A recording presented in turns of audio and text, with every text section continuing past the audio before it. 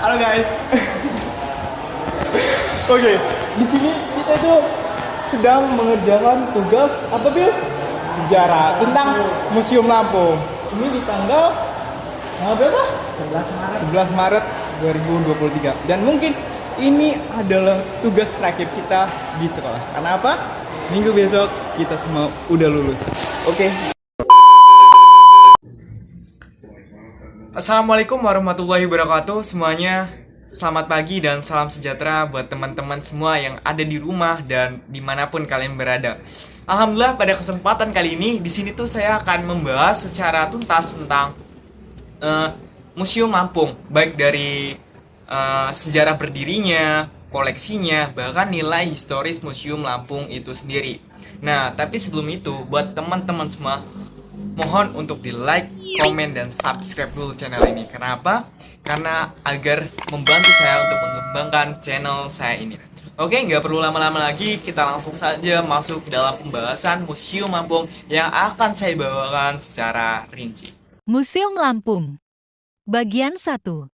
Oke, Museum Lampung. Jadi Museum Lampung ini adalah salah satu museum yang terbesar di Lampung.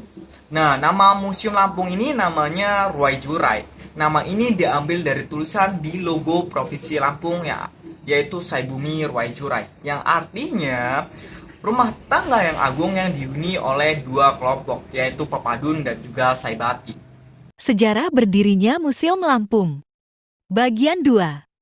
Oke, untuk sejarah berdirinya. Sejarah berdirinya Museum Lampung ini dibangun pada tahun 1975. Tapi peletakan batu pertama Museum Lampung itu dilakukan pada tahun 1979. Kemudian Museum Lampung itu diresmikan pada tanggal 24 September 1988. Peresmian dilakukan oleh Menteri Pendidikan dan Kebudayaan pada waktu itu, yaitu Profesor Dr. Fuad Hasan.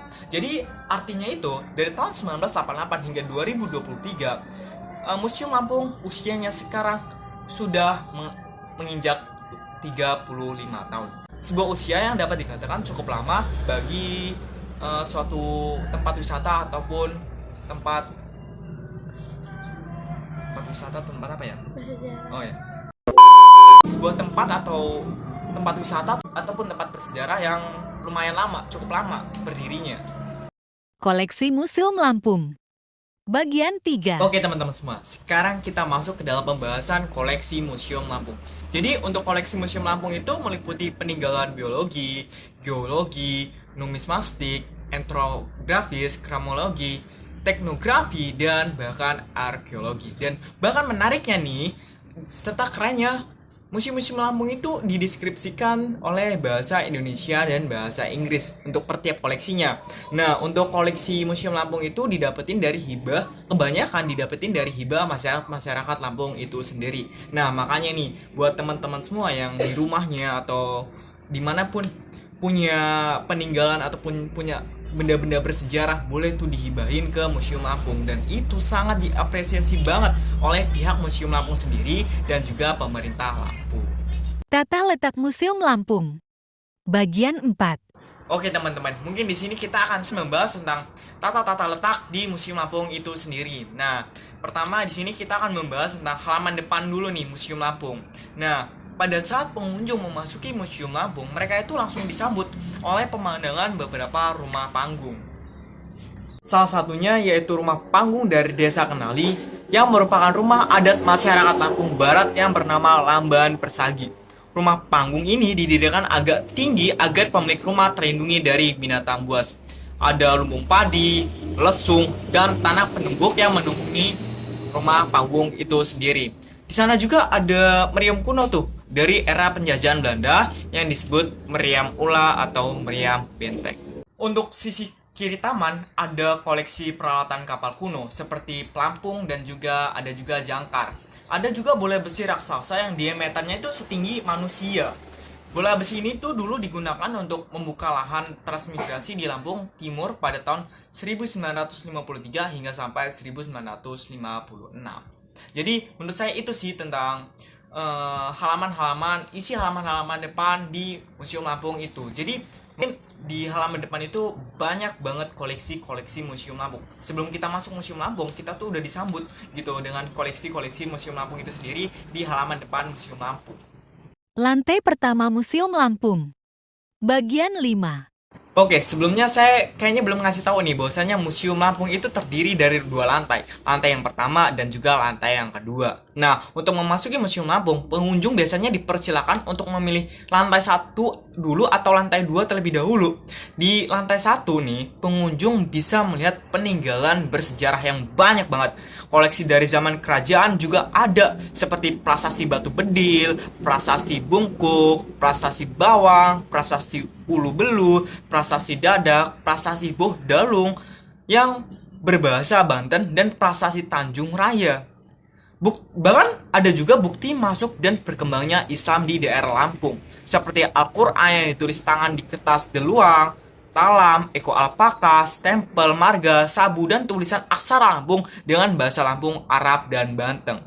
Tapi menurut saya nih ya, hal yang paling ikonik di lantai pertama Museum Lampung itu, di situ tuh ada hewan seperti patung hewan seperti harimau dan juga lainnya. Nah, itu tuh yang paling menarik menurut saya, walaupun nilai sejarahnya itu nggak kental banget seperti yang saya sudah sebutkan tadi, tapi menurut saya ini tuh dapat menarik perhatian baik anak-anak muda atau anak-anak kecil yang bisa melihat hewan-hewan yang patung-patung hewan yang menarik menurut saya, seperti itu.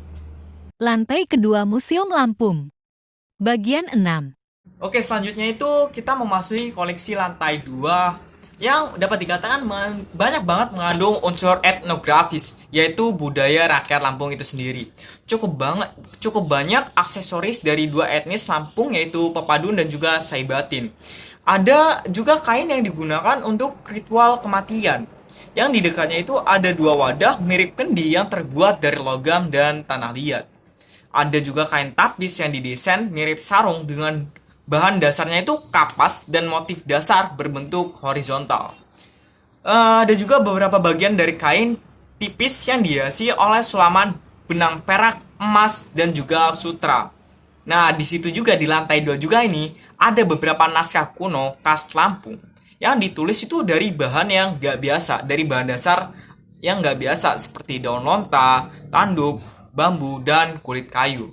Di sana juga ada berbagai macam senjata jarak pendek seperti keras Sumatera, tombak, dan bahkan uniknya nih, ada senjata khas Jepang juga, yaitu katana. Yang mungkin saya juga nggak tahu ya kenapa katana khas Jepang itu bisa sampai di Museum Lampung itu sendiri. Ngomong-ngomong masalah objek nih ya, Museum Lampung itu mengoleksi banyak banget koleksi benda-benda berbahan seperti kuningan, baik itu nampan, tedung, bokor, mangkok, lampau, peralatan makan, persihungan, nampan berkaki, lesung, alu, dan masih banyak lagi. Tapi nih ya, ada salah satu koleksi di Museum Lampung itu yang menurut saya paling identik. Apa itu? Namanya itu perahu lesung dari Terbanggi. Bentuknya itu besar banget, dan ini menjadi bagian yang paling identik dari Museum Lampung, terutama di lantai 2-nya. Kenapa kayak gitu? Karena ya dapat dikatakan ini koleksi yang paling besar yang dimiliki oleh Museum Lampung itu sendiri, karena perahunya itu bahkan bisa diisi oleh beberapa orang di atasnya gitu. Ya mungkin segitu aja sih penjelasan dari saya tentang Museum Lampung, tentang makna-makna historis yang ada di dalamnya. Buat teman-teman nih yang belum pernah berkunjung ke Museum Lampung, ayo dong berkunjung ke Museum Lampung, karena nggak ada ruginya kok untuk berkunjung ke Museum Lampung. Bahkan biayanya itu sangat murah banget.